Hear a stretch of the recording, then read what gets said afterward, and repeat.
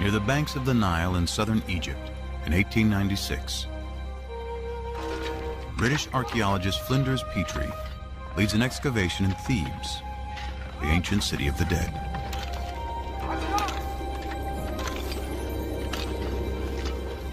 Here he unearths one of the most important discoveries in biblical archaeology.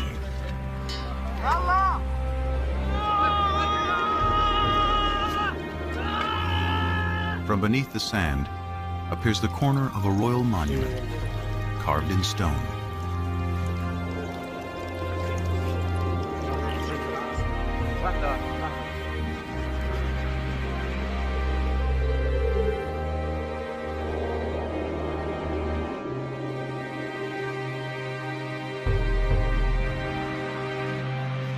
Dedicated in honor of Pharaoh Merneptah, son of Ramses the Great, it became known as the Merneptah Stela.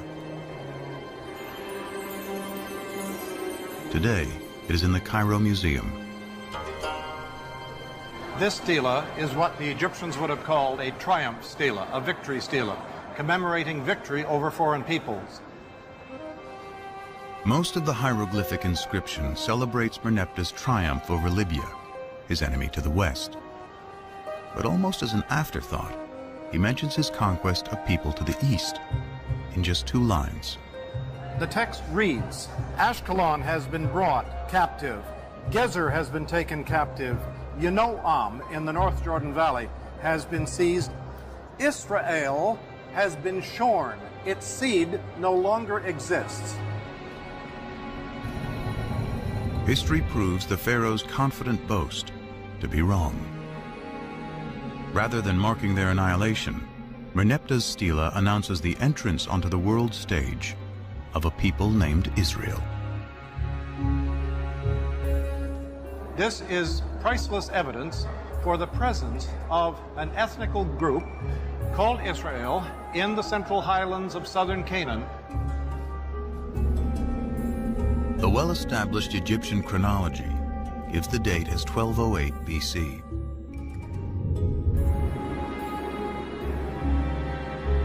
Merneptah's stela is powerful evidence that a people called the Israelites are living in Canaan, in what today includes Israel and Palestine, over 3,000 years ago.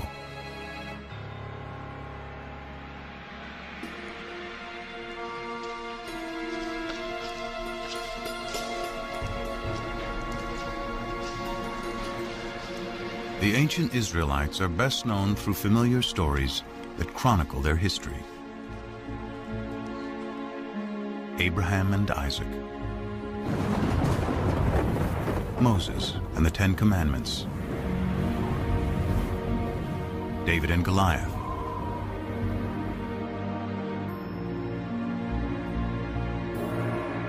it is the ancient Israelites who write the Bible.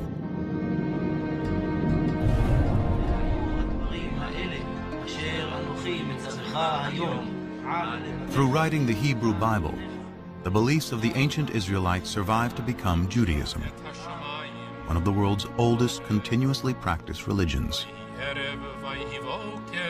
And it is the Jews who give the world an astounding legacy: the belief in one God.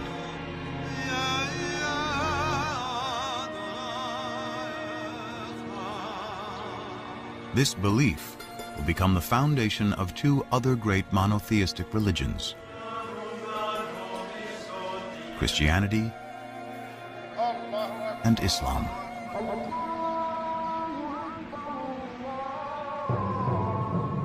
Often called the Old Testament to distinguish it from the New Testament, which describes the events of early Christianity, today the Hebrew Bible and a belief in one God are woven into the very fabric of world culture.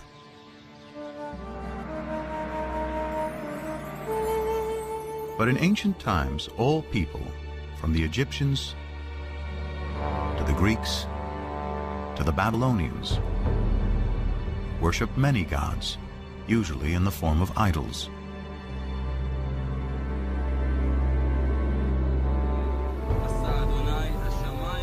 How did the Israelites, alone among ancient peoples, discover the concept of one God? How did they come up with an idea that so profoundly changed the world? Now, archaeologists and biblical scholars are arriving at a new synthesis that promises to reveal not only fresh historical insights, but a deeper meaning of what the authors of the Bible wanted to convey. They start by digging into the earth and the Bible. You cannot afford to ignore biblical text, especially if you can isolate a kind of kernel of truth behind these stories, and then you have the archaeological data. Now, what happens when text and artifacts seem to point in the same direction? Then I think we're in a very sound ground historically.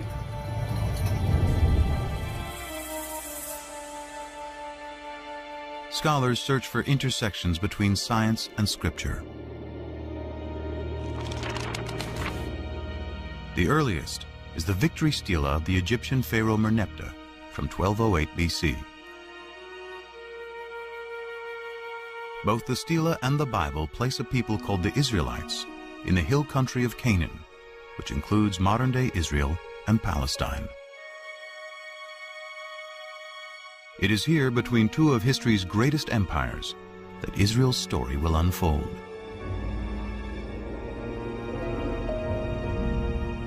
The way to understand Israel's relationship to the superpowers, Egypt and Mesopotamia on either side, is to understand its own sense of its fragility as a people. The primary way in which the Bible looks at the origins of Israel is as a people coming to settle in the land of Israel. It's not indigenous. It's not a native state.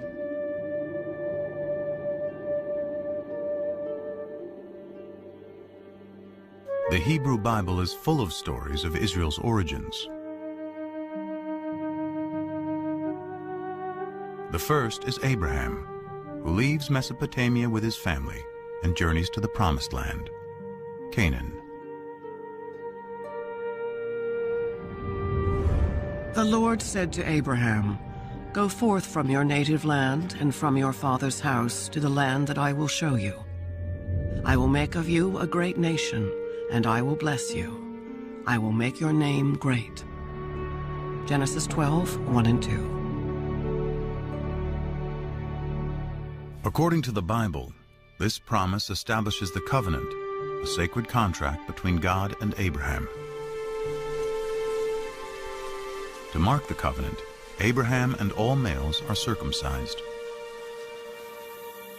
His descendants will be God's chosen people. They will be fruitful, multiply, and inhabit all the land between Egypt and Mesopotamia. In return, Abraham and his people, who will become the Israelites, must worship a single God.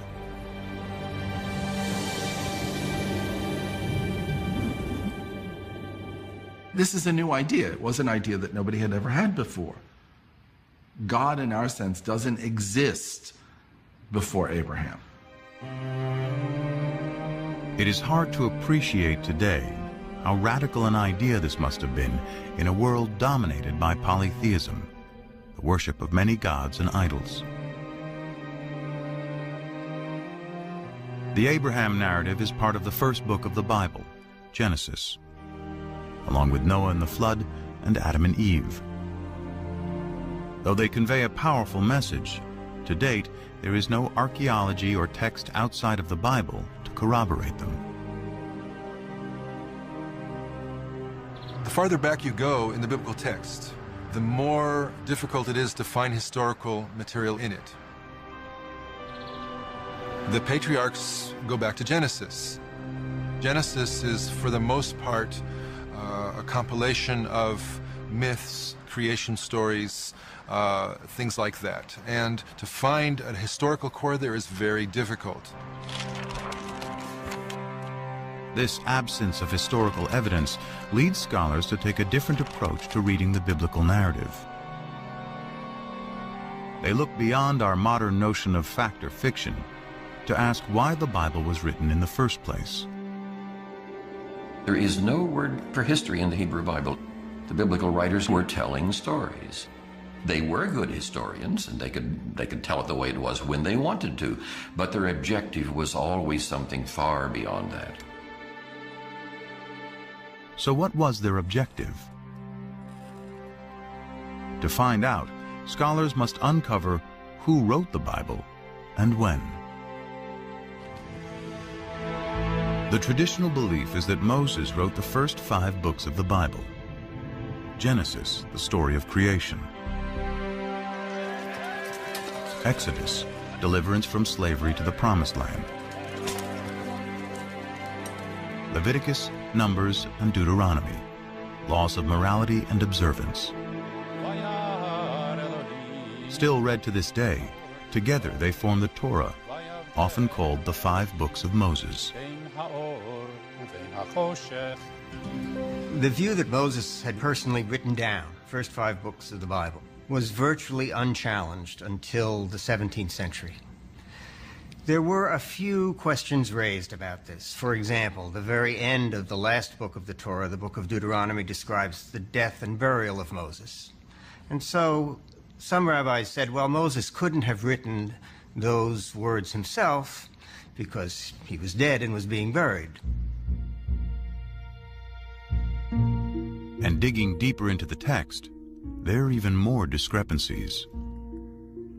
For example, how many of each species of animal is Noah supposed to bring into the ark? One text says 2, a pair of every kind of animal. Another text says 7 pair of the clean animals and only 2 of the unclean animals. In one chapter, the Bible says the flood lasts for 40 days and 40 nights. But in the next, it says 150 days. To see if the floodwaters have subsided, Noah sends out a dove. But in the previous sentence, he sends a raven. There are 2 complete versions of the flood story interwoven on the same page.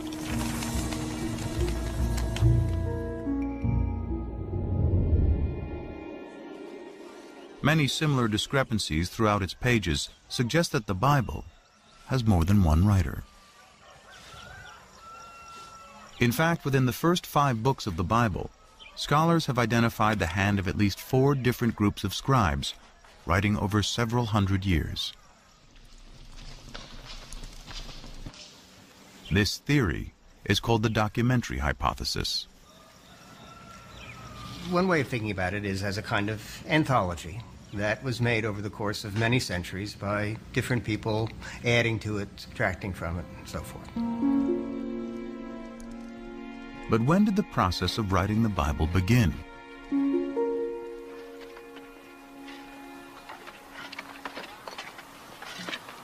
Tel Zayit is a small site on the southwestern border of ancient Israel that dates back to biblical times. Since 1999, Ron Tappy has been excavating here. As I was taking aerial photographs from the cherry picker, a volunteer notified his square supervisor that he thought he had seen some interesting marks, scratches, possibly letters incised in a stone. Tappy excavated the rock and brought it back to his lab at the nearby kibbutz. It was only then that he realized he had more than a simple inscription. Dalet.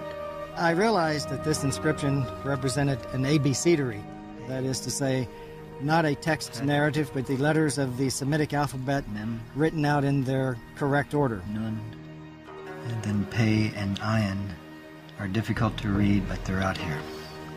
This ancient script is an early form of the Hebrew alphabet. What was found was not a random scratching of 2 or 3 letters. It was the full alphabet. Everything about it says that this is the ancestor of the Hebrew script. The Tel Zayit abecedery is the earliest Hebrew alphabet ever discovered. It dates to about 1000 BC, making it possible that writing the Hebrew Bible could have already started by this time.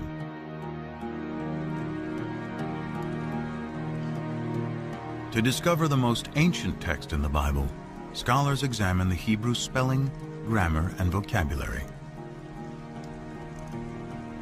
The Hebrew Bible is a collection of literature written over about 1,000 years. And as with any other language, Hebrew naturally changed quite a bit over those 1,000 years. The same would be true of English. I'm speaking English of the 21st century, and if I were living in Elizabethan times, the words I choose, the syntax I use would be quite different. Scholars examine the Bible in its original Hebrew in search of the most archaic language, and therefore the oldest passages. They find it in Exodus, the second book of the Bible.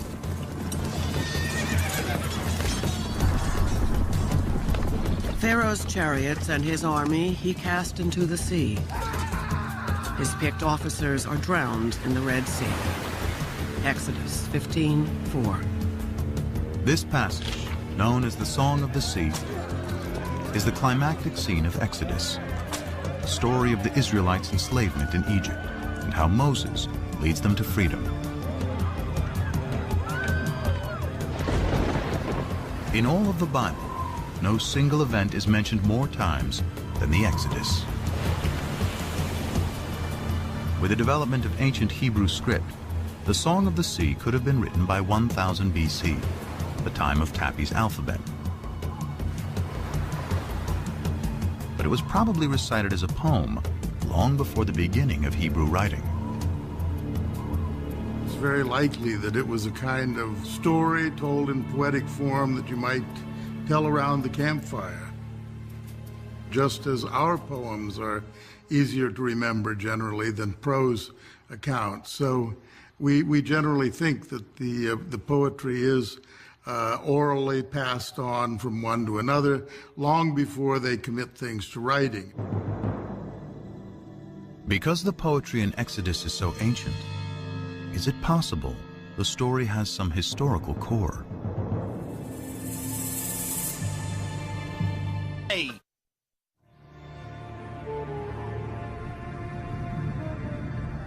Here in the eastern Nile Delta of Egypt, in a surreal landscape of fallen monuments and tumbled masonry, archaeologists have uncovered a lost city.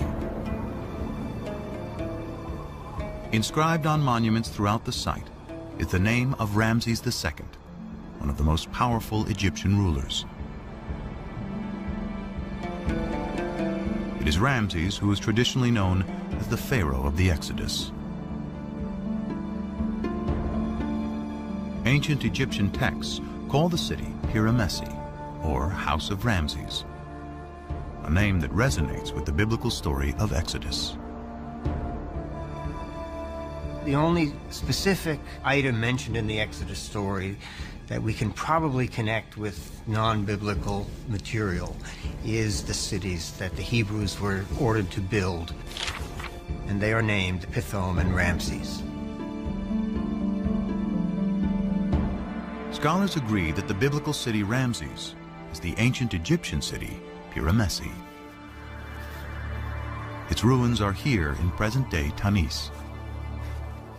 Most of the Egyptologists identified Pi-Ramesse, the Ramses town, with Tanis, because here you have an abundance of Ramesside monuments.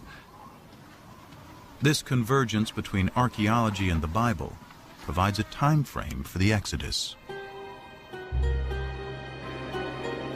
It could not have happened before Ramses became king around 1275 BC. And it could not have happened after 1208 BC, when the stela of Pharaoh Merneptah, Ramses II's son, specifically locates the Israelites in Canaan.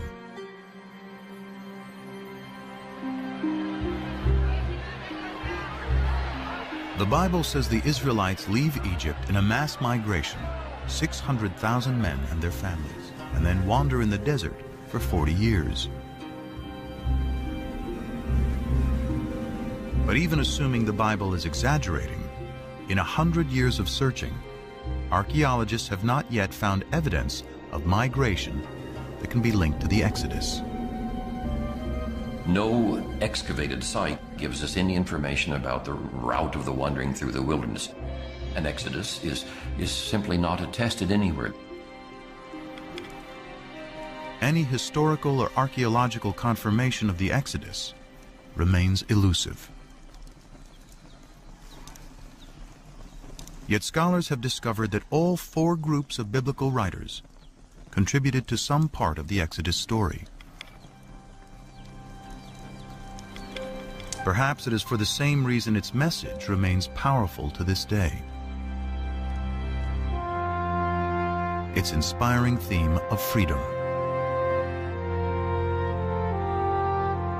Freedom is a compelling notion, and that is one of the ways that we can understand the story of the Exodus, from being controlled by others to controlling oneself.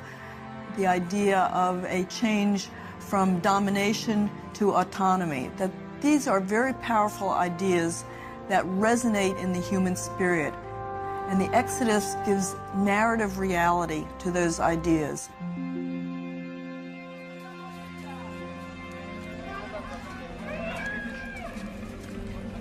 Following the Exodus, the Bible says God finally delivers the Israelites to the Promised Land, Canaan.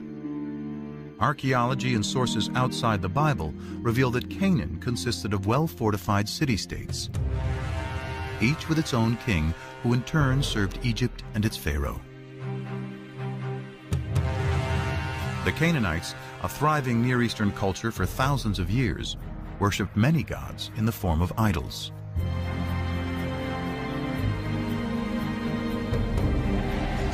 The Bible describes how a new leader, Joshua, takes the Israelites into Canaan in a blitzkrieg military campaign. So the people shouted, and the trumpets were blown. As soon as the people heard the sound of the trumpets, they raised a great shout, and the wall fell down flat. Joshua 6:20. But what does archaeology say? In the 1930s, British archaeologist John Garstang excavated at Jericho, the first Canaanite city in Joshua's campaign. Garstang uncovered dramatic evidence of destruction and declared he had found the very walls that Joshua had brought tumbling down.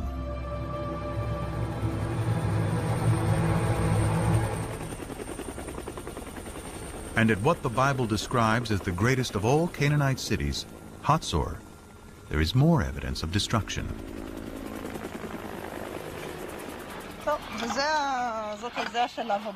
Today, Hatzor is being excavated by one of the leading Israeli archaeologists, Amnon Ben-Tor, and his protege and co-director, Sharon Zuckerman. I'm walking through a passage between 2 of the rooms of the Canaanite palace of the kings of Hatzor. Signs of the destruction you can still see almost everywhere. You can see the dark stones here, and most important, you can see how they cracked into a million pieces. It takes tremendous heat to cause such damage. The fire here was, how shall I say, the mother of all fire.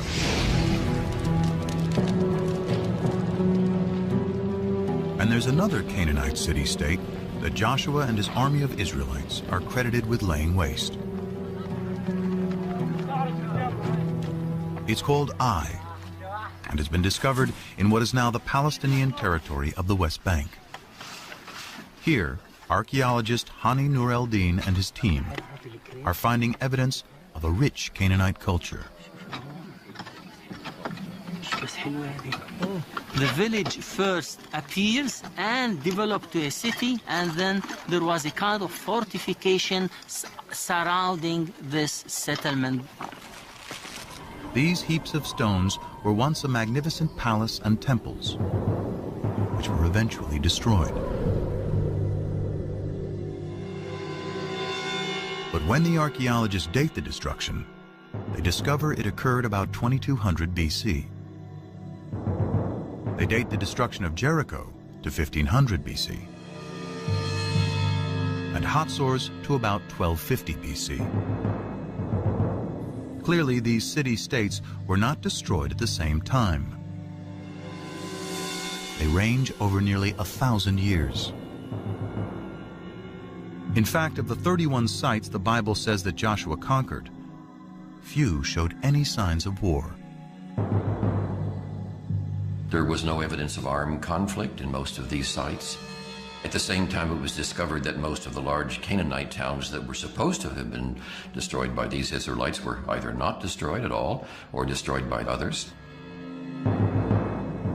A single sweeping military invasion led by Joshua cannot account for how the Israelites arrived in Canaan.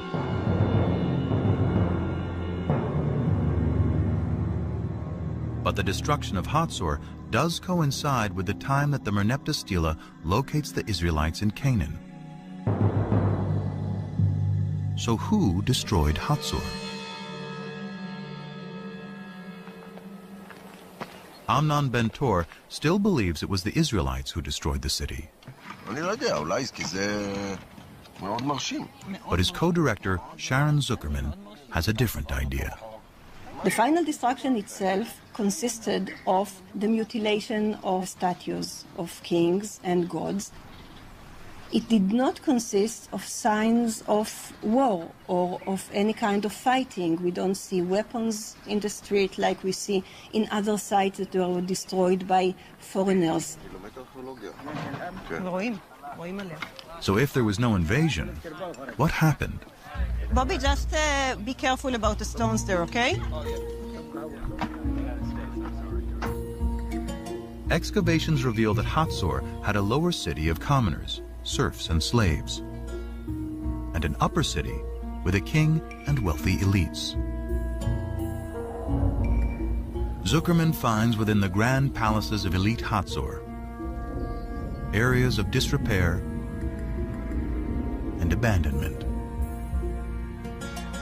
To archaeologists, signs of a culture in decline and rebellion from within.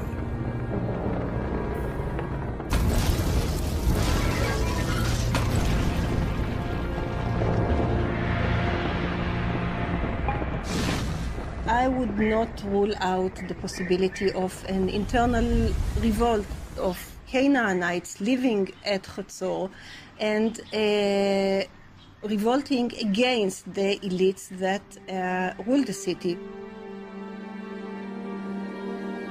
In fact, the entire Canaanite city-state system, including Hatzor and Jericho, breaks down. Archaeology and ancient texts clearly show that it is the result of a long period of decline and upheaval that sweeps through Mesopotamia, the Aegean region, and the Egyptian Empire around 1200 BC.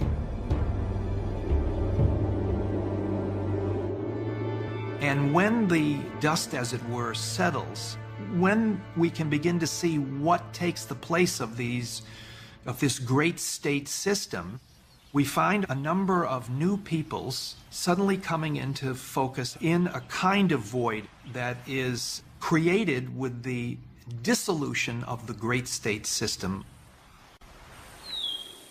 Can archaeologists find the Israelites among these new people?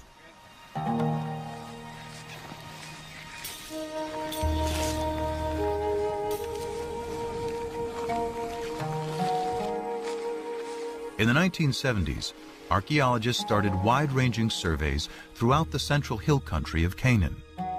Today, primarily the Palestinian territory of the West Bank.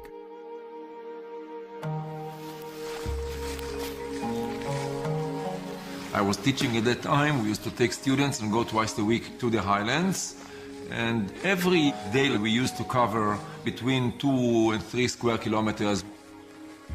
And this accumulates very slowly into the coverage of the entire area. Israel Finkelstein and teams of archaeologists walked out grids over large areas, collecting every fragment of ancient pottery lying on the surface.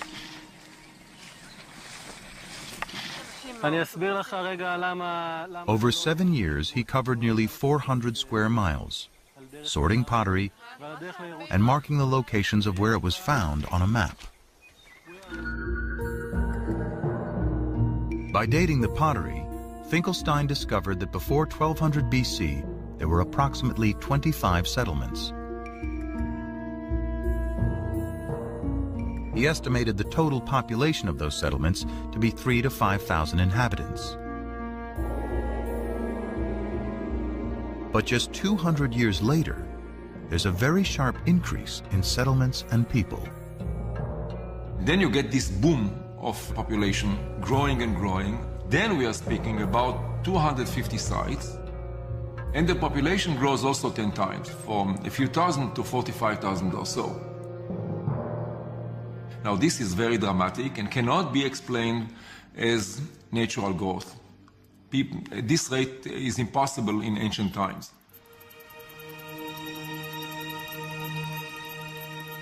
If not natural growth, perhaps these are the waves of dispersed people settling down following the collapse of the great state systems.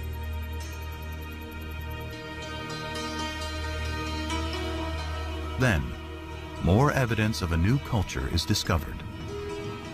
A new type of simple dwelling never seen before. And it's in the exact location where both the Merneptah Stela and the Bible place the Israelites. The sites in which this type of house appears throughout the country, this is where Israelites lived.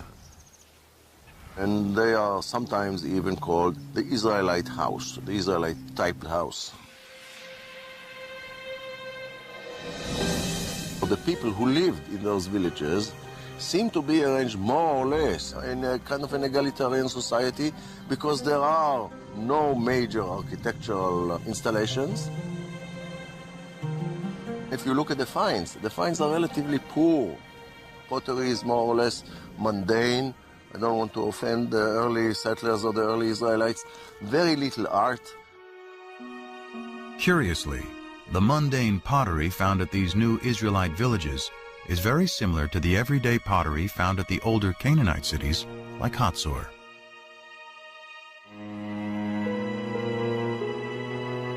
In fact, the Israelite house is practically the only thing that is different.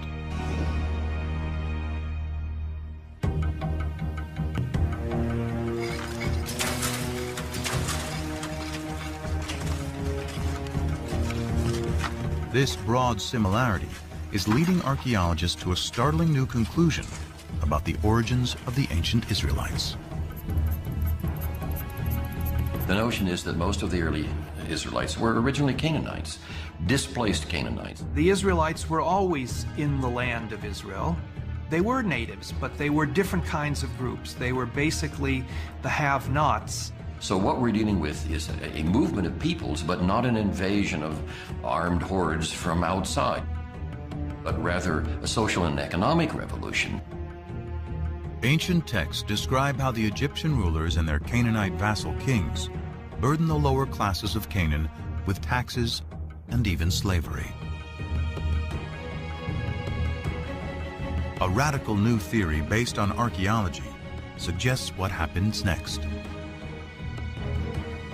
As that oppressive social system declines, families and tribes of serfs, slaves, and common Canaanites seize the opportunity.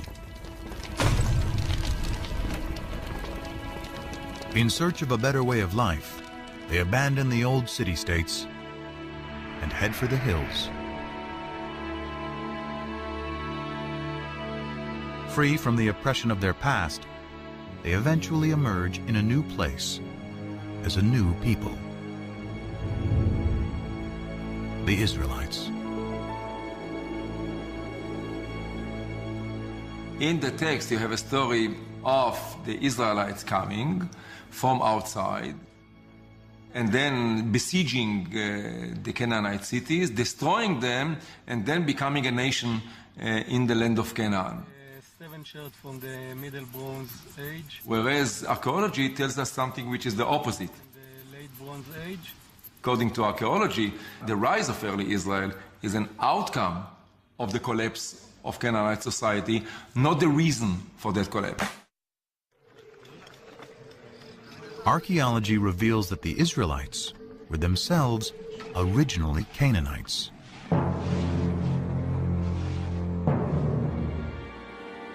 So why does the Bible consistently cast the Israelites as outsiders in Canaan?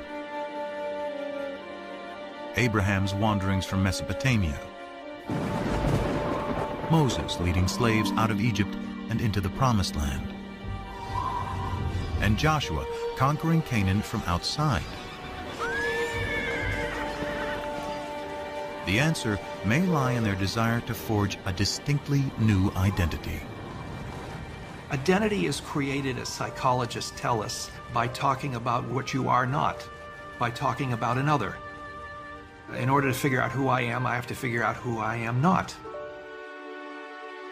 Conspicuously absent from Israelite villages are the grand palaces and the extravagant pottery associated with the kings and rich elites of Canaan.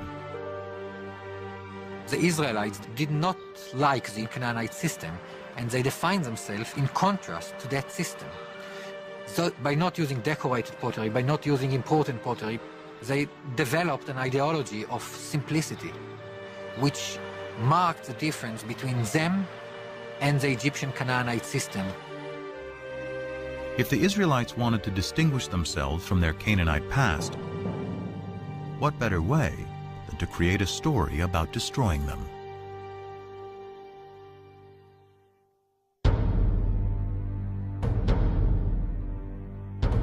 But the stories of Abraham, Exodus, and the conquest serve another purpose.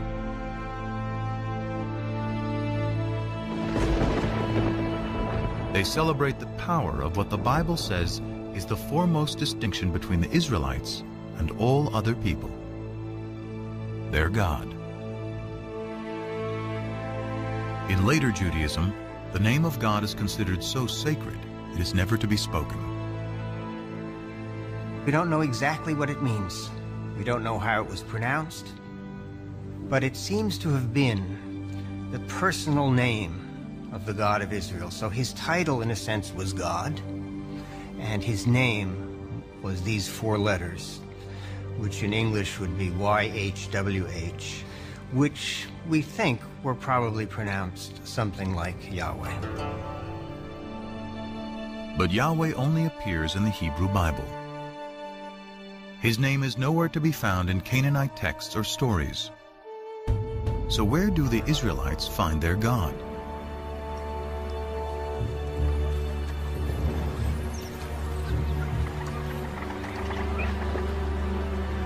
The search for the origins of Yahweh leads scholars back to ancient Egypt.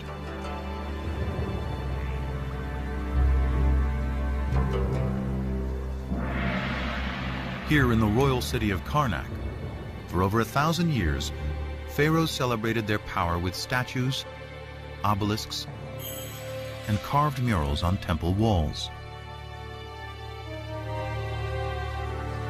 Here on the north wall of Karnak, we have scenes depicting the victories in battle of Seti I, the father of Ramses the Great. Seti here commemorates one of his greatest victories over the Shasu.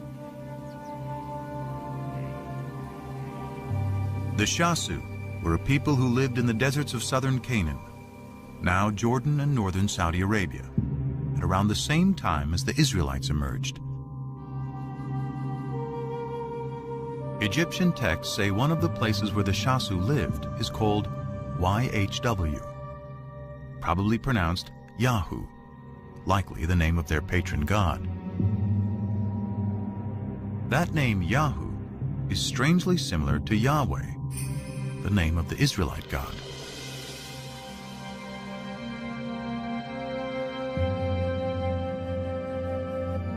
In the Bible, the place where the Shasu lived is referred to as Midian. It is here, before the Exodus, the Bible tells us Moses first encounters Yahweh in the form of a burning bush. Come no closer. Remove the sandals from your feet, for the place on which you are standing is holy ground. God also said to Moses, "Thus you shall say to the Israelites, Yahweh, the God of your ancestors, has sent me to you.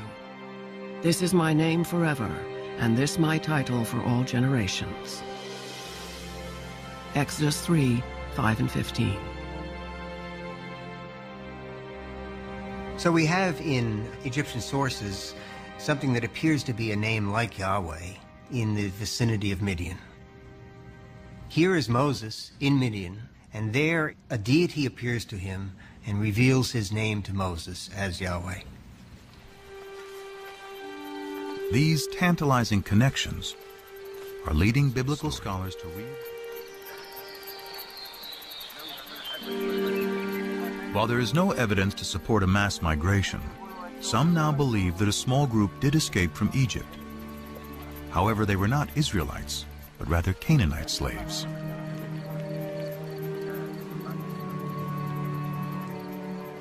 On their journey back to Canaan, they pass through Midian, where they are inspired by stories of the Shasu's god, Yahu. There was probably a group of people who fled from Egypt and had some divine experience. It was probably a small group demographically, but it was important, at least in ideology.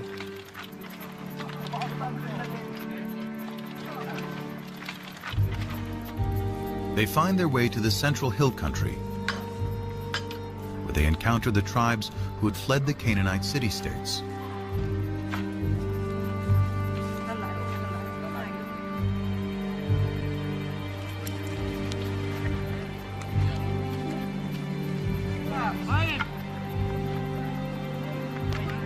Their story of deliverance resonates in this emerging egalitarian society.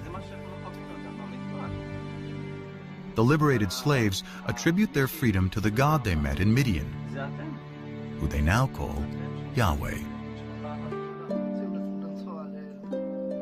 They spread the word to the highlanders, who themselves perhaps had escaped from the tyranny of the Canaanite city-states. They spread the idea of a God who represented freedom, freedom for people to keep the fruits of their own labor. This was a message that was so powerful that it brought people together and gave them a new kind of identity. The identity of Israelites. They are a combination of disenfranchised Canaanites, runaway slaves from Egypt, and even nomads settling down. The Bible calls them a mixed multitude. According to the Hebrew Bible, early Israel was a motley crew, and we know that's the case now. But these people are bound together by a new vision. And I think the revolutionary spirit is probably there from the beginning. The chosen people may actually be people who chose to be free. Their story of escape, first told by word of mouth and poetry, helps forge a collective identity among the tribes.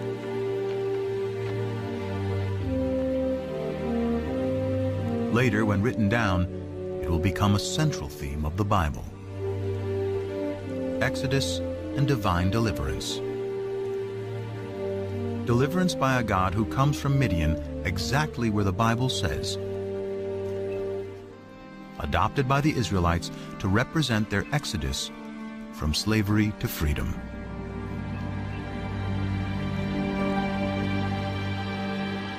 So is this the birth of monotheism? The common understanding of what differentiated the ancient Israelites from their neighbors was that their neighbors worshipped many different gods and goddesses, and the Israelites worshipped only the one true God. But that is not the case. This bull figurine, likely representing El, the chief god of the Canaanite deities, is one of thousands of idols discovered in Israelite sites. The Israelites frequently worshipped other gods. Now, maybe they weren't supposed to, but they did. So at least on a practical level, many, if not most, Israelites were not monotheists. The Bible's ideal of the Israelite worship of one God will have to wait.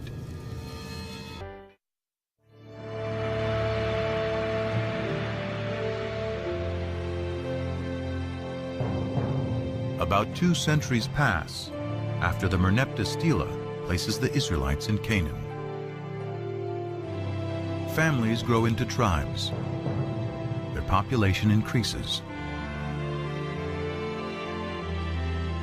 Then, about 1000 BC, one of the Bible's larger-than-life figures emerges to unite the 12 tribes of Israel against a powerful new enemy.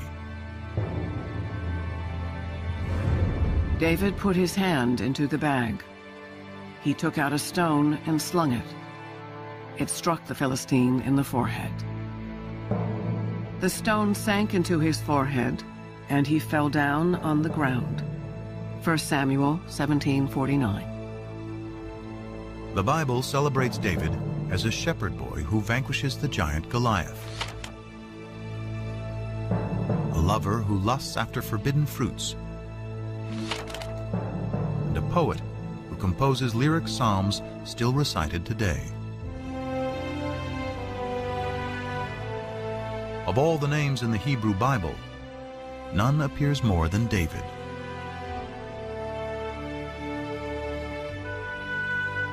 Scriptures say David creates a kingdom that stretches from Egypt to Mesopotamia. He makes Jerusalem his royal capital, and in a new covenant, Yahweh promises that he and his descendants will rule forever. David's son Solomon builds the temple where Yahweh, now the national God of Israel, will dwell for eternity. The kingdom of David and Solomon, one nation united under one God, according to the Bible. Now, some skeptics today have argued there was no such thing as a united monarchy. It's a later biblical construct, and particularly a construct of modern scholarship. In short, there was no David. As one of the biblical revisionists has said, David is no more historical than King Arthur. But then, in 1993, an amazing discovery literally shed new light on what the Bible calls ancient Israel's greatest king. Gila Cook was finishing up some survey work with an assistant at Tel Dan, a biblical site in the far north of Israel today. The excavation was headed by the eminent Israeli archaeologist Avraham Biran. It was near the end of the day, and Cook was getting her last measurements when she hears a yell from below. And it was Biran in his booming voice yelling, "Gila, let's go." And so I waved to him, hold it, and continued working. Okay. After being summoned by Biran a second time, Cook had her assistant load her up. And she started down the hill.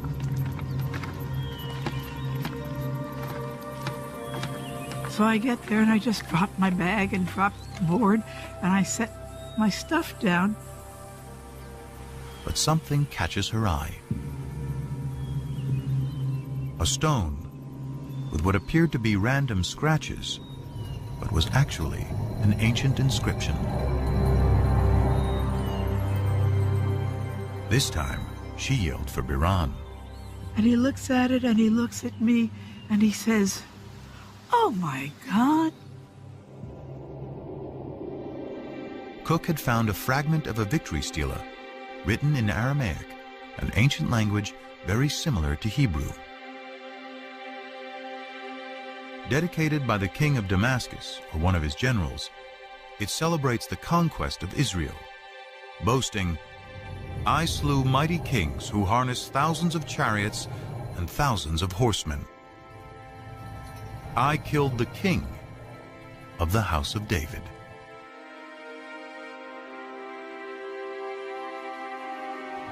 Those words, the house of David, make this a critical discovery.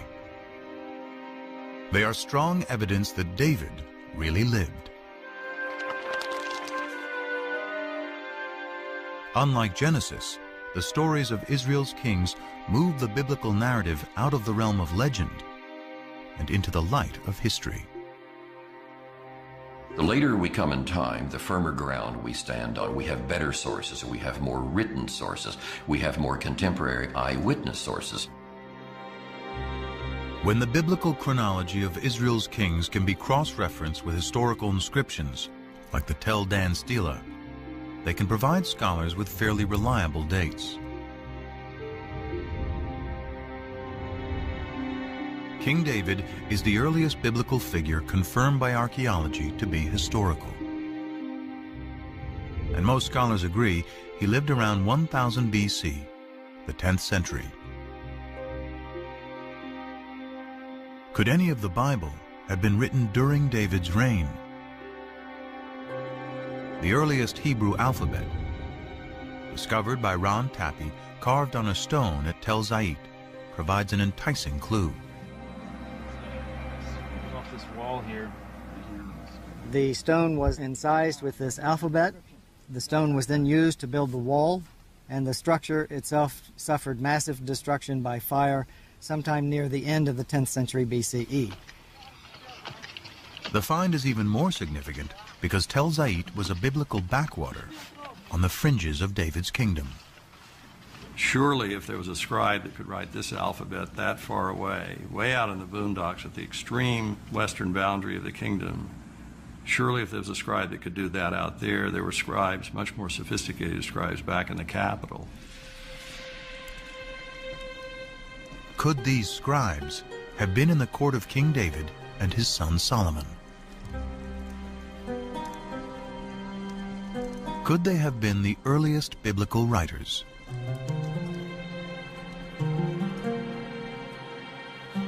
In the 18th century, German scholars uncovered a clue to who wrote the Bible, hidden in two different names for God.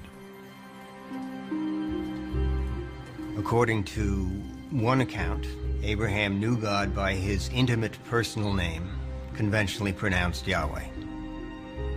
Passages with the name Yahweh, which in German is spelled with a J, scholars refer to as J.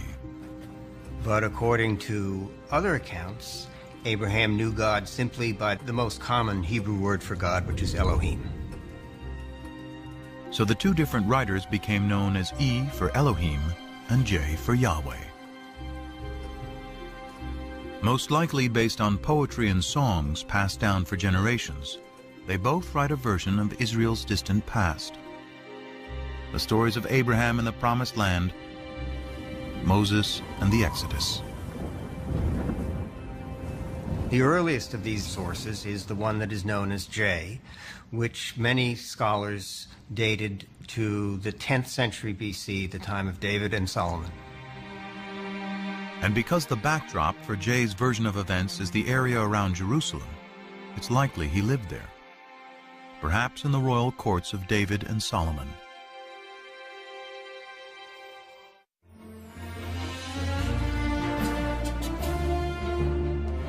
DVDs of this program can be purchased for educational use from VEA by calling 1-800-034-282.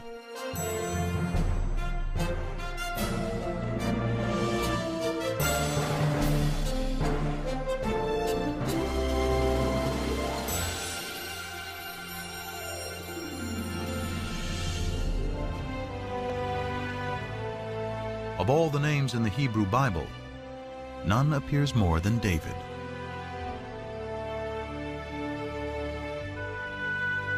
Scriptures say David creates a kingdom that stretches from Egypt to Mesopotamia.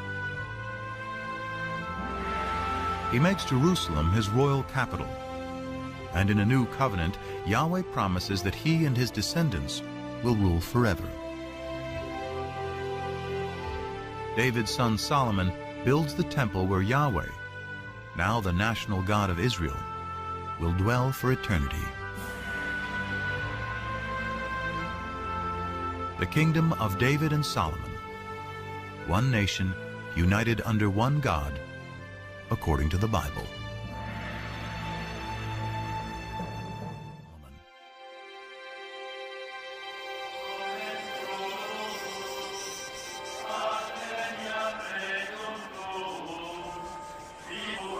For over 100 years, archaeologists have searched Jerusalem for evidence of the kingdom of David.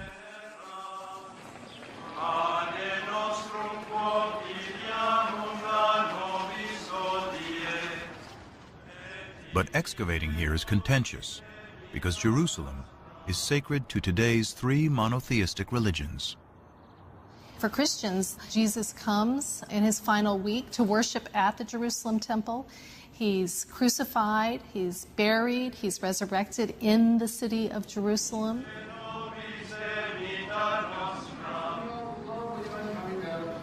For Islam, it is the site where Muhammad comes in a sacred night journey. And today, the Dome of the Rock marks that spot. In Judaism, the stories of the Hebrew Bible, of Solomon, of David, of the temples of Jerusalem, all of these take place, of course, in Jerusalem. So Jerusalem is a symbol of sacred space today, important for all 3 traditions. Despite the difficulties, Israeli archaeologist Eilat Mazar went digging in the most ancient part of Jerusalem, today called the City of David.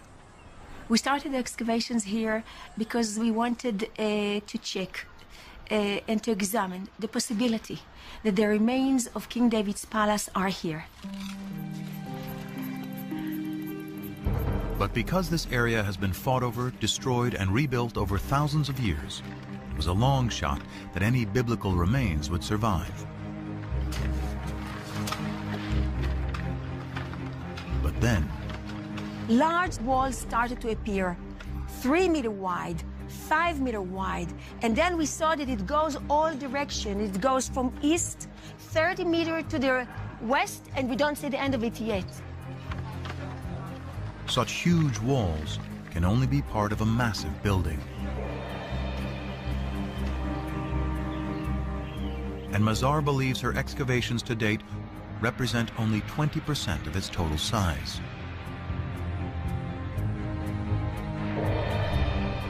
Such a huge structure shows centralization and capability of construction. It can be only royal structure. This huge complex may be evidence of a kingdom. But is it David's kingdom?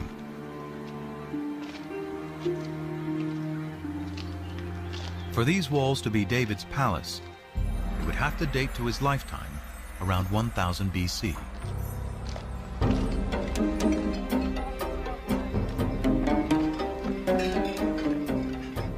The problem is stone walls can never be dated on their own. Biblical archaeologists date ruins based on the pottery they find associated with those ruins.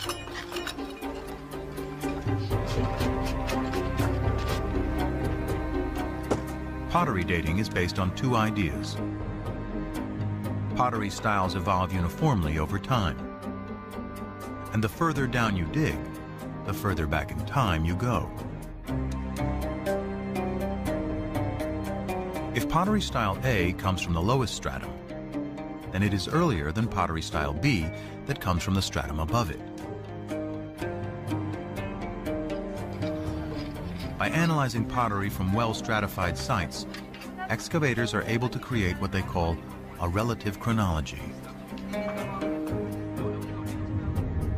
But this chronology is floating in time without any fixed dates.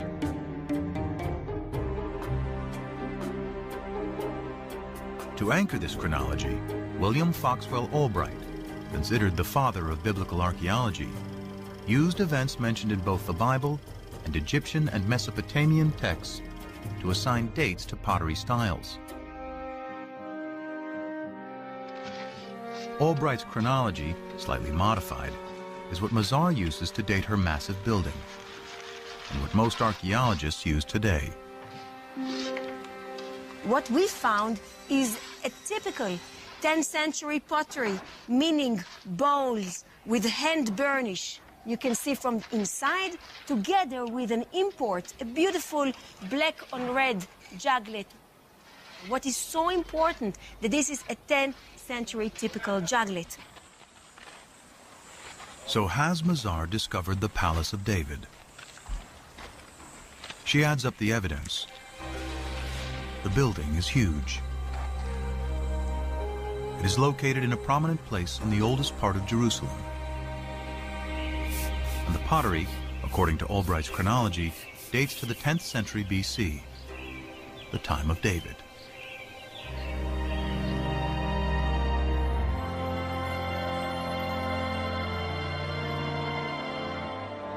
Mazar believes she has indeed found the Palace of David.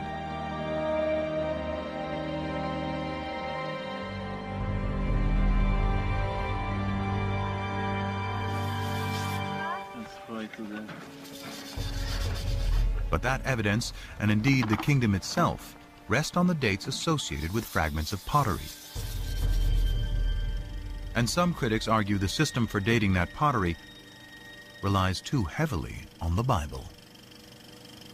Archaeologists in the past did not rely too heavily on the Bible. They relied only on the Bible. We have a problem in dating. How do you date in archaeology? You need an anchor from outside.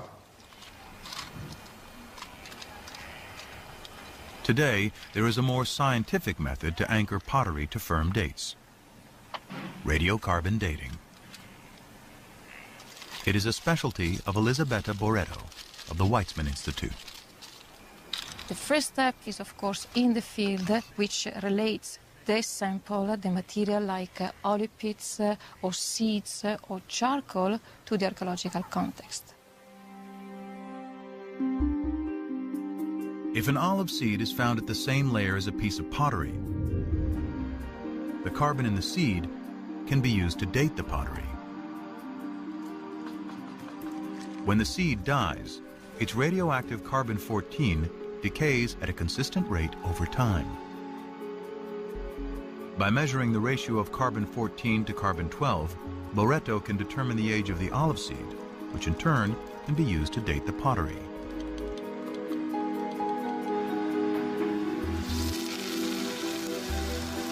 Boretto has meticulously collected and analyzed hundreds of samples from over 20 sites throughout Israel. Her carbon samples date the pottery that Albright and most archaeologists associate with the time of David and Solomon to around 75 years later.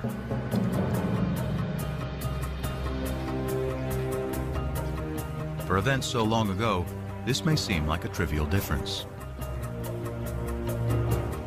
But if Boretto is right, Mazar's Palace of David and Tappy's ancient Hebrew alphabet have to be redated. This places them in the time of the lesser-known kings Omri, Ahab, and his despised wife Jezebel, all worshippers of the Canaanite god Baal. With no writing or monumental building, suddenly the kingdom of David and Solomon is far less glorious than the Bible describes. So David and Solomon did not rule over a big territory. It was a small chiefdom, if you wish, with just a few settlements, very poor, the population was limited, there was no manpower for big conquests and so on and so forth.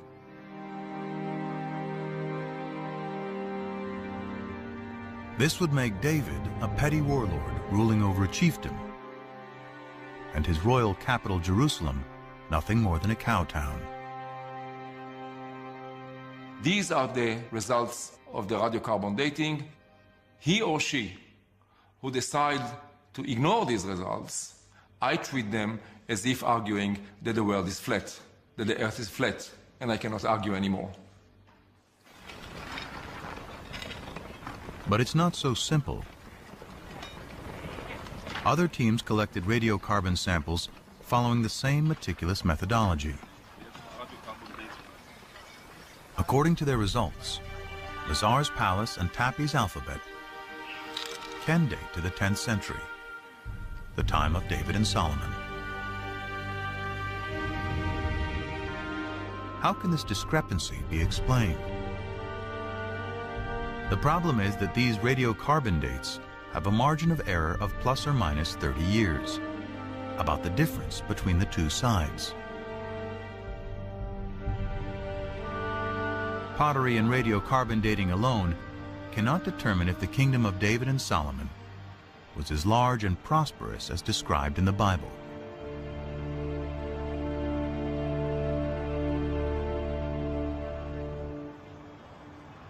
Fortunately, the Bible offers clues of other places to dig for evidence of this kingdom. The Bible credits David with conquering the kingdom, but it is Solomon, his son, who is the great builder. This was the purpose of the forced labor which Solomon imposed. It was to build the house of Yahweh and the wall of Jerusalem, Hatzor, Megiddo, and Gezer. 1 Kings 9:15.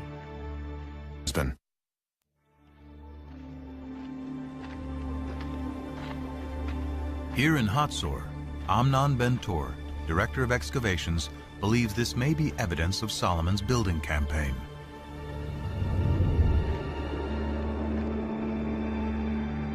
Archaeologists call it a six-chambered gate, a massive entryway fortified with towers and guardrooms.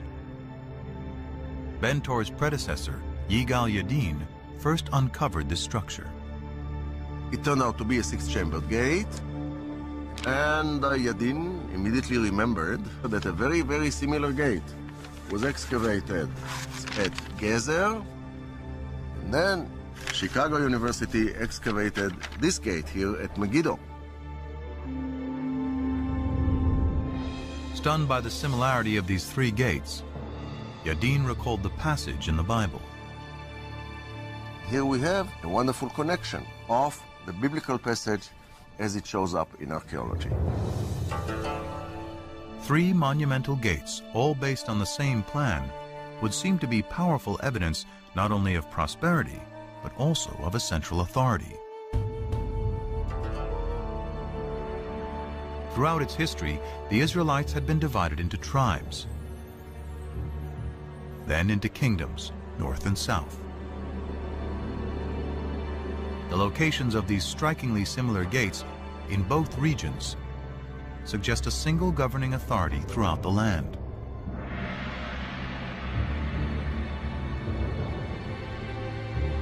But how can we be sure this is the kingdom of David and Solomon?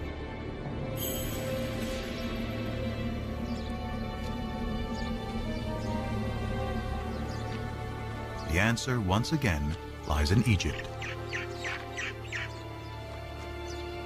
The head-smiting scene which you see on this wall commemorates a military campaign conducted by Pharaoh Shishak, or Sheshonq, the founder of Dynasty 22 in Egypt. The Egyptian pharaoh Shishak invades Israel, an event the Bible reports and specifically dates to 5 years after Solomon's death, during the reign of his son Rehoboam. In the 5th year of King Rehoboam, King Shishak of Egypt marched against Jerusalem and carried off the treasures of the house of Yahweh and the treasures of the royal palace. He carried off everything. 1 Kings 14:25 and 26. The importance of this in fixing one of the earliest dates, specific dates, in which Egyptian history coincides with biblical history is really startling and has to be taken note of. This stunning convergence between the Bible and Egyptian history gives a firm date for the death of Solomon. Shishak's campaign, according to the well-established Egyptian chronology, dates to 925 BC.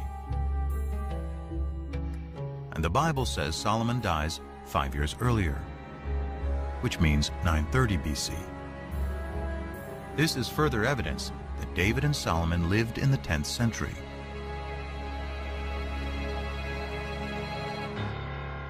But there's even more hidden in these walls. These ovals, with their depictions of bound captives and city walls, represent places Pharaoh Shishak conquered in Israel. One of those places is Gezer, where archaeologists find the hallmark of Solomon's building program, a 6-chambered gate. Phil Deaver directed the excavations in the late 1960s. We can actually see vivid evidence here of a destruction. Down below, we have the original stones pretty much in situ. But if you look in here, you see the stones are badly cracked. You can even see where they're burned from the heat of a huge fire that has been built here. And then up in here, you see the fire has been so intense that the soft limestone has melted into lime, and it flows down like lava. This is vivid evidence of a destruction, and we would connect that with this well-known raid of Pharaoh Shishak. And if the gate was destroyed by Shishak in 925 BC, then it must have been built during the lifetime of Solomon, who died just 5 years earlier. Surely this kind of monumental architecture is evidence of state formation. And if it's in the 10th century, then Solomon. Although a minority of archaeologists continue to disagree, this convergence of the Bible, Egyptian chronology, and Solomon's gates is powerful evidence that a great kingdom existed at the time of David and Solomon, spanning all of Israel, north and south, with its capital in Jerusalem. But Jerusalem is more than a political center. It is the center of worship.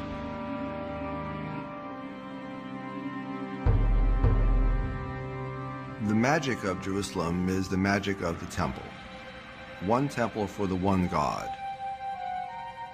The result is that Jerusalem and the temple emerge as powerful symbols not just of the oneness of God, but also of the oneness of the Jewish people. The worship of the ancient Israelites bears little resemblance to Judaism today. It centered around the temple, built by David's son Solomon, and seen as Yahweh's earthly dwelling. To understand how the ancient Israelites worshiped their God, scholars must discover what the temple looked like and how it functioned. But although archaeologists know where its remains should be, it is impossible to dig there. It lies under the third holiest site in Islam, which includes the Dome of the Rock.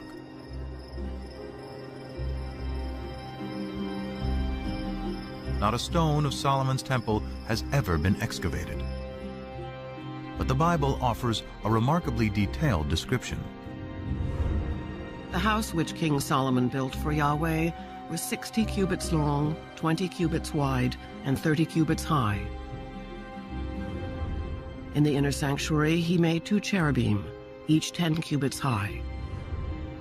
He overlaid the cherubim with gold. 1 Kings 6, 2, 23 and 28. The Bible's description suggests a floor plan for Solomon's temple. And it is strikingly similar to temples built by neighboring peoples who worship many gods. The closest in appearance is a temple hundreds of miles to the north of Jerusalem at Ain Dara in modern-day Syria. They have similar dimensions and the same basic floor plan. Guarding both temples are sphinxes, or cherubim as the Bible calls them. Unique to the temple at Ain Dara are the enormous footprints of the God who lived here. They mark his progress as he strode to his throne in the innermost sanctuary. If we take the details that we find of Solomon's temple in the Book of Kings and compare it with the Ain Dara temple, we can piece together a fairly good picture, I think, of what this temple might have looked like in the age of Solomon.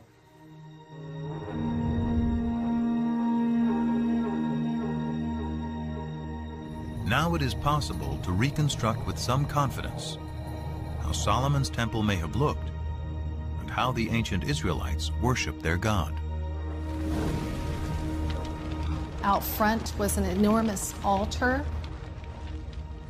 Beyond that was a porch area that led into the inside of the temple.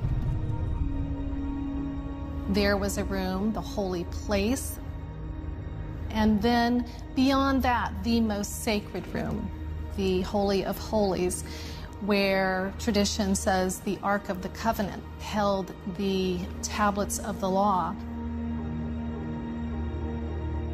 And this room was considered to be the most sacred site on earth because it is the room where God's presence could be found.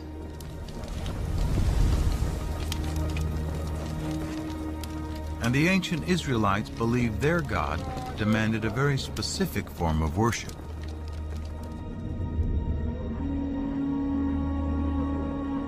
Evidence of this survives today on Mount Gerizim in Palestine.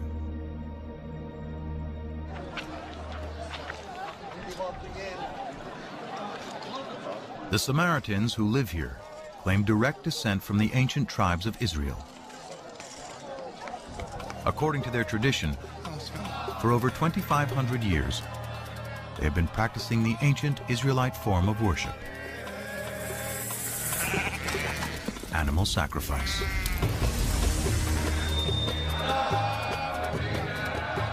The primary function is to make a connection between our mundane world and the divine world. And the means for the ancient Israelites is embodied in blood. Blood is the most sacred substance on the altar. And blood is the substance that embodies life. So it is the most precious substance in the human world.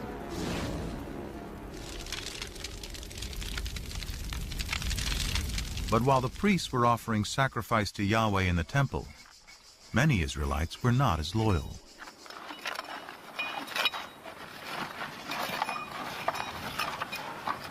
At Tel Rehov, archaeologists are digging at an Israelite house that illuminates the religious practices of its ancient inhabitants. Well, we just found this beautiful, exceptional clay figurine showing a goddess, a fertility goddess, that was worshipped here in Israel. Here, in this case, she's shown holding a baby. Who is this fertility goddess?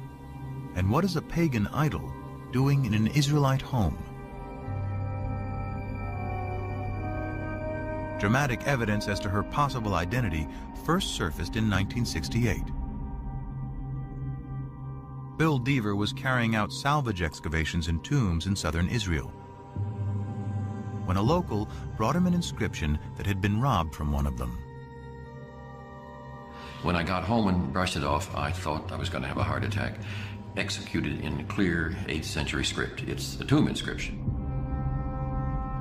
And it just gives the name of the deceased, and it says, "Blessed may X be by Yahweh." That's good biblical Hebrew. But it says by Yahweh and his Asherah. And Asherah is the name of the old Canaanite mother goddess. More inscriptions associating Yahweh and Asherah have been discovered, and thousands of figurines unearthed throughout Israel. Many scholars believe this is the face of Asherah. Deaver concludes God had a wife. Even hundreds of years after the Israelites rise from their Canaanite pagan roots, monotheism has still not completely taken hold. This is awkward for some people, the notion that Israelite religion was not exclusively monotheistic, but we know now that it wasn't.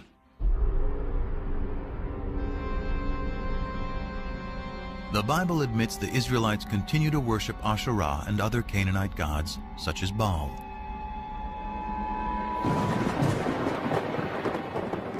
In fact, the prophets, holy men speaking in the name of God, consistently rail against breaking the covenant made with Moses to worship only Yahweh. The more I called them, the more they went from me. They kept sacrificing to the Baals and offering incense to idols. Hosea 11:2. The Israelites had made a contract with God, If they kept it, God would reward them. If they broke it, he would punish them. He would punish them by using foreign powers as his instruments. Events seemed to fulfill the prophet's dire predictions. Soon after Solomon's death, the 10 northern tribes rebel and form the northern kingdom of Israel. Then a powerful new enemy storms out of Mesopotamia to create the largest empire the Near East had ever known, the Assyrians. The Assyrians were the overpowering military force, and Israel and Judah, the two states that the Bible talks about as the states making up the people Israel, fell under the sway of the Assyrian juggernaut. Numerous Assyrian texts and reliefs vividly document their domination of Israel and Judah.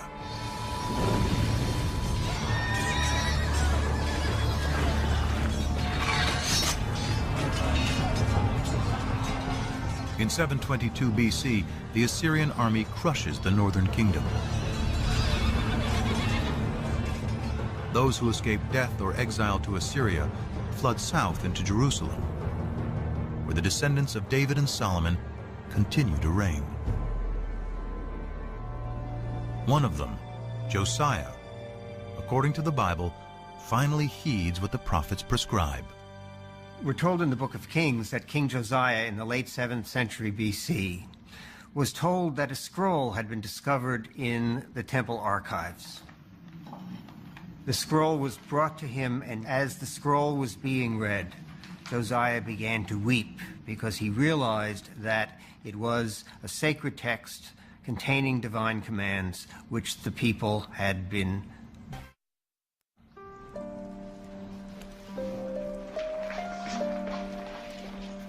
Scholars believe that the lost scroll is part of the 5th book of the Torah, Deuteronomy, a detailed code of laws and observance. It inspires another group of scribes in the 7th century BC, whom scholars call the D-Writers.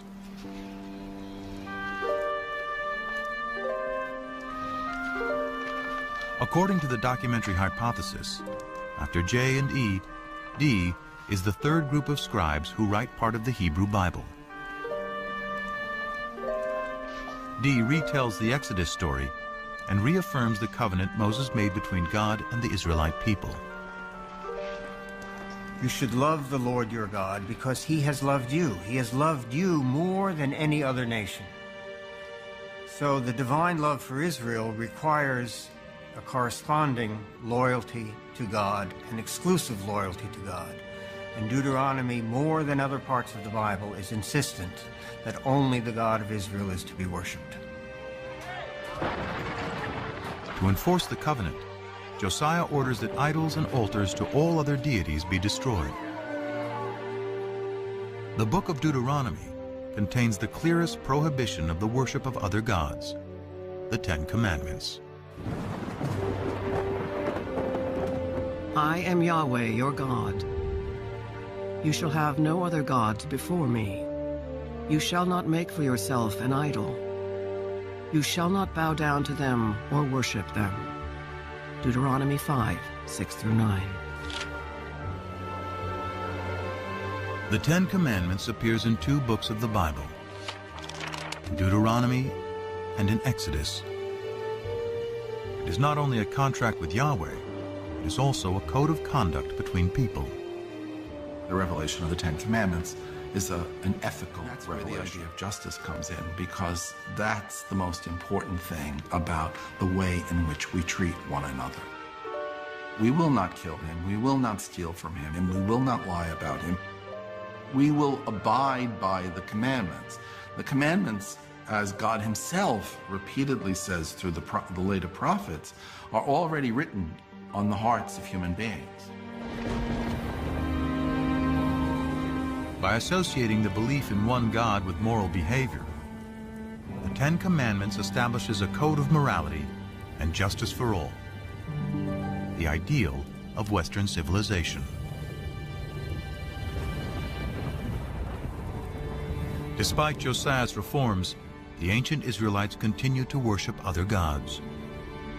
Their acceptance of one God and the triumph of monotheism begins with a series of events vividly attested through archaeology, ancient texts, and the Bible.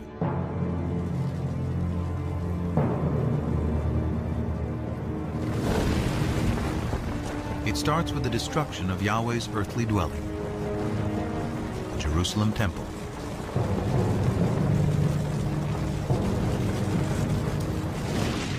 In 586 BC, after defeating the Assyrians, a new Mesopotamian empire invades Israel.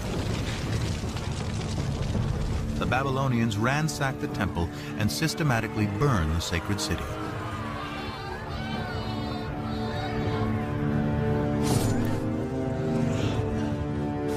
Before his eyes, the Babylonian victors slay the sons of Zedekiah, the last Davidic king, then blind him.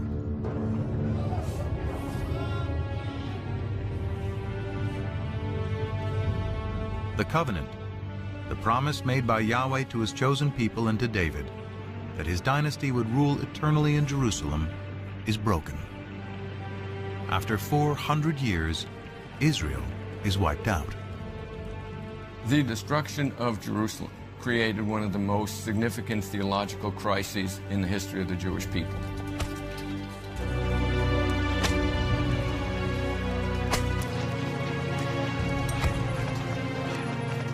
The Babylonians round up the Israelite priests, prophets, and scribes and drag them in chains to Babylon. Babylonian records confirm the presence of Israelites, including the king, in exile. In every age of disbelief, one is inclined to think God is dead. And surely those who survived the fall of Jerusalem must have thought so. After all, how could God allow his temple, his house, the visible sign of his presence among his people, to be destroyed? Without temple, king, or land, how can the Israelites survive? Their journey begins with the ancient scrolls, which some scholars speculate were rescued from the flames of the destruction. Among the exiles from Jerusalem to Babylon were priests from the temple. And they seem to have brought with them their sacred documents, their sacred traditions. According to the widely accepted documentary hypothesis, it is here in Babylon, far from their homes in Israel, that priests and scribes will produce much of the Hebrew Bible as it is known today. Scholars refer to these writers as P, or the priestly source. It was P who took all of these earlier traditions, the J source, the E source, the D source, and other sources as well, and combined them into what we know as the Torah, the first 5 books of the Bible. But more than just compiling, P edits and writes a version of Israel's distant past, including the Abraham story, that provides a way for the Israelites to remain a people and maintain their covenant with God.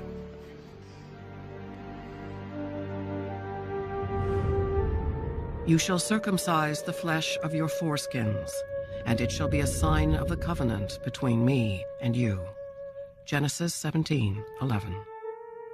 When Genesis 17 attributes a covenantal value to circumcision, it is not really talking about Abraham. It is really talking about the exiles of the 6th century BCE, who, far from their native home, were desperately trying to find a way to reaffirm their difference. Therefore, they began to look at circumcision as not simply another practice, but rather as the marker of the covenant, and they attributed this view back to Abraham. To the exiles, the Babylonians are the new Canaanites, the idol-worshipping, uncircumcised peoples from whom they must remain apart.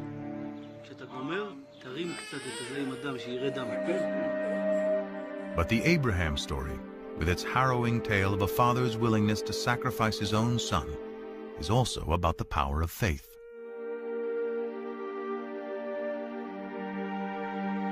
It is no coincidence that the exiled P scribes place Abraham's origins in Ur, just down the river from Babylon. Perhaps with the same faith as Abraham had, so too will the exiles be returned to the promised land.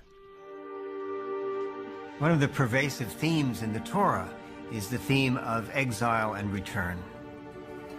Abraham goes down to Egypt and comes out of Egypt. The Israelites go to Egypt and get out. For the exiles in Babylon in the 6th century BC, that theme must have resonated very powerfully. God, who had acted on their behalf in the past, would presumably do so again. But the Israelites still have a problem. How, in a foreign land, without the temple and sacrifice, can they redeem themselves in the eyes of Yahweh? To assure that divine protection, the P tradition emphasizes observances such as the Sabbath observance. You don't need to be in the land of Israel to keep the Sabbath. And we have allusions in the biblical writings, in the prophets, to the fact that the exiles also learned to pray in groups in what was to become the forerunner of the synagogue.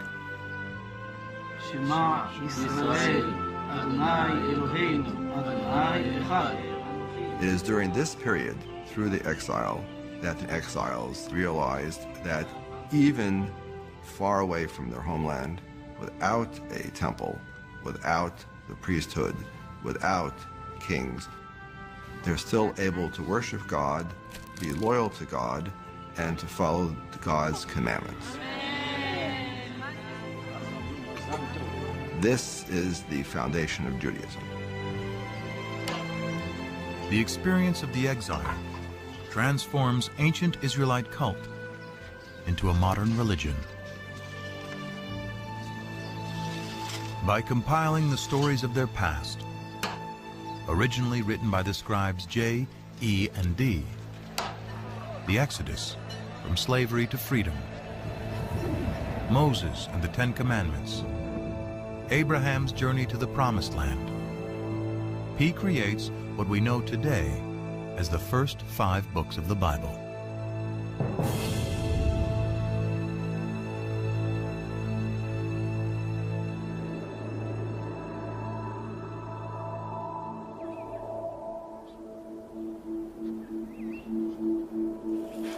Though this theory is widely accepted, physical evidence of any biblical text from the exile or earlier is hard to come by.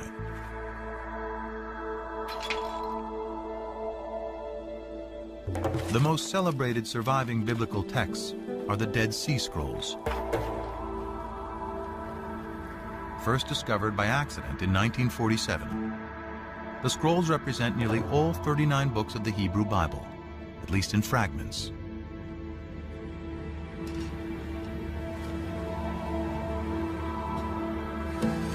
They survived because they were deposited in the perfect environment for preservation: the hot, dry desert.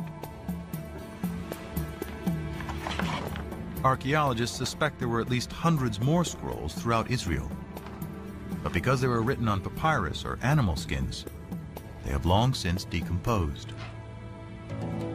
Even though the earliest of the Dead Sea Scrolls date to the 3rd and 2nd centuries BC, that doesn't mean that they're the first copies or examples of this work that were ever written. It means that they already stand in a line of tradition that had been established by the time the scrolls were written.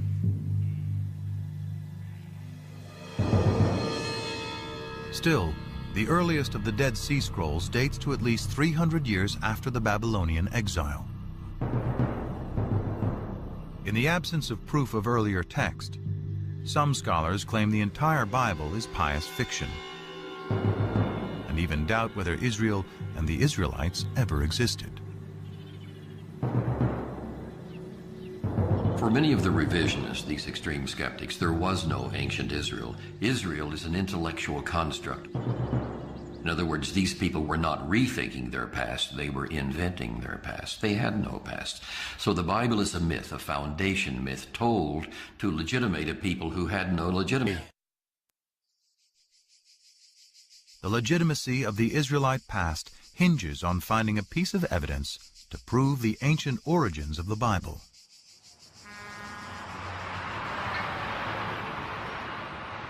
What would be the discovery of a lifetime starts outside the walls of Jerusalem in an old cemetery. We came here and excavated 7 of these burial caves.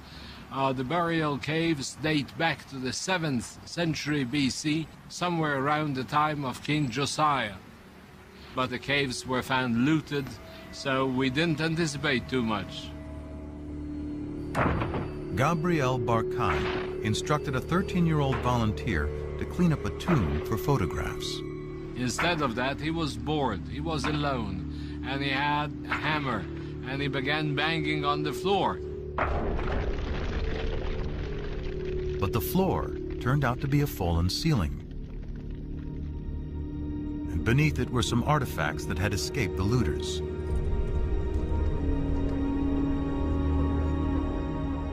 Among the hundreds of grave goods, one artifact stood out. It looked like a cigarette butt. It was cylindrical, about 1 inch in size, about ½ an inch in diameter, and it was very clear it is made of silver.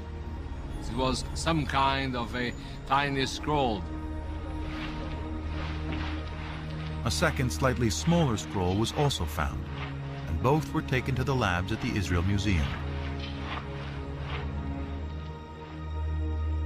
But unraveling the scrolls to see if they contain a readable inscription could risk destroying them completely. Andy Vaughn was one of the epigraphers on the project. Archaeology is basically a destructive science. In order to learn anything, you have to destroy what's there. Gabriel Barkai and his team had to make a decision. Does one unroll these amulets or does one preserve them? They decided that it was worth the risk, and hindsight would tell us that they could not have been more correct. Through painstaking conservation, technicians devised a special method for unrolling the scrolls and revealing their contents. I went over there and I was amazed to see the whole thing full of very delicately scratched, very shallow characters. The first word that I could decipher already on the spot was Yud Hey Vav Hey, which is the 4-lettered unpronounceable name of God. Further investigation revealed more text and a surprisingly familiar prayer, still said in synagogues and churches to this day. May the Lord bless you and keep you. May the Lord make his face to shine upon you and be gracious to you. May the Lord lift up his countenance upon you and give you peace. Numbers 6:24-26.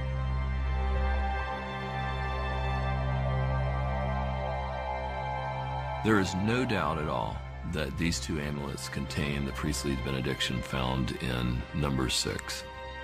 These inscriptions are thus very important because they're the earliest references we have to the written biblical narratives. The archaeological context was very clear because it was found together with pottery dating back to the 7th century BC. Also the paleography, the shape of letters, points towards somewhere in the 7th century BC beyond any doubt. The silver scrolls, with the priestly benediction, predate the earliest Dead Sea Scrolls by 400 years. It is an amazing find, proving that at least some verses of the Bible were written in ancient times during the reign of King David's descendants. By giving us texts from before the Babylonian exile, the Silver Scrolls confirm that the Hebrew Bible is created from poetry, oral traditions, and prayers that go back to the time of Josiah's D-Writer, and likely beyond to writers E and J.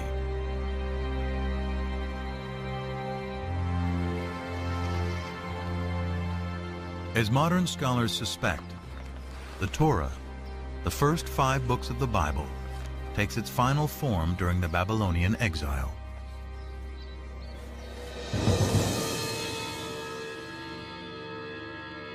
But dwarfed by the mighty temples and giant statues of Babylonian gods, the Israelites must also confront the fundamental question: why did their God, Yahweh, forsake them? In the ancient world, if your country was destroyed by another country, it meant that their gods were more powerful than your God. And the natural thing to do was to worship the more powerful God. But the survivors continued to worship Yahweh and struggled to understand how this could have happened. They resort first to a standard form of explanation, which is found elsewhere in the ancient Near East. We must have done something wrong to incur the wrath of our God. It's out of this that comes the reflection that polytheism was our downfall. There is, after all, only one God. The Israelites abandon the folly of polytheism. Monotheism triumphs, and the archaeological evidence proves it. Before the destruction of the first temple, wherever we dig, in whatever part of the Judean country, we find sanctuaries, and more often we find hundreds and thousands of figurines, even in Jerusalem itself. But after the destruction, there are none. We are speaking about thousands in before, and nothing, completely nothing at all after. Monotheism is well ensconced, firmly ensconced. So something major happened, which is very hard to trace. But that was a searing experience, that time of the exile. Through the experience of the exile and writing the Bible, the concept of God, as it is known today, is born. In a way, P created something that was much greater, because it was greater than any individual land or kingdom. It was a kind of a universal religion based on a creator God, not just a God of a single nation, but the God of the world, the God of the universe. This moves Yahweh into the realm of being a universal deity who has the power to affect what happens in the whole universe. This makes the God of ancient Israel the universal God of the world that resonates with people, at least in Jewish, Christian, and Muslim tradition to this very day.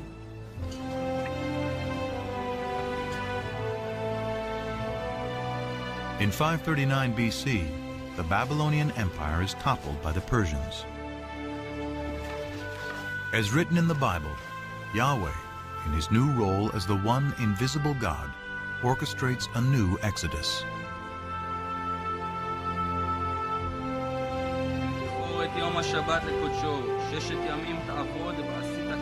Among one group of returning exiles is the prophet Ezra.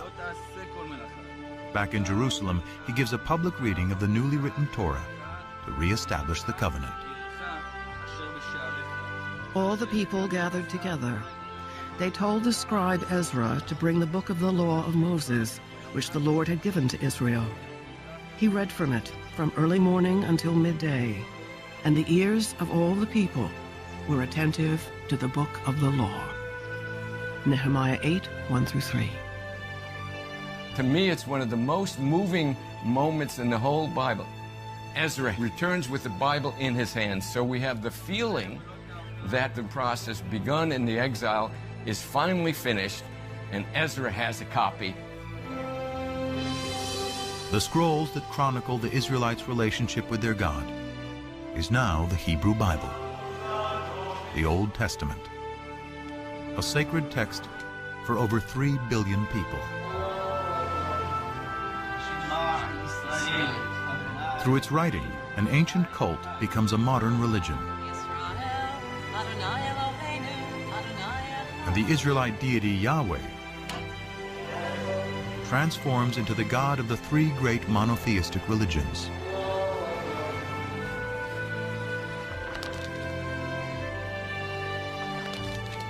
Through its teachings, the Bible established a code of morality and justice, aspirations that resonate through the ages.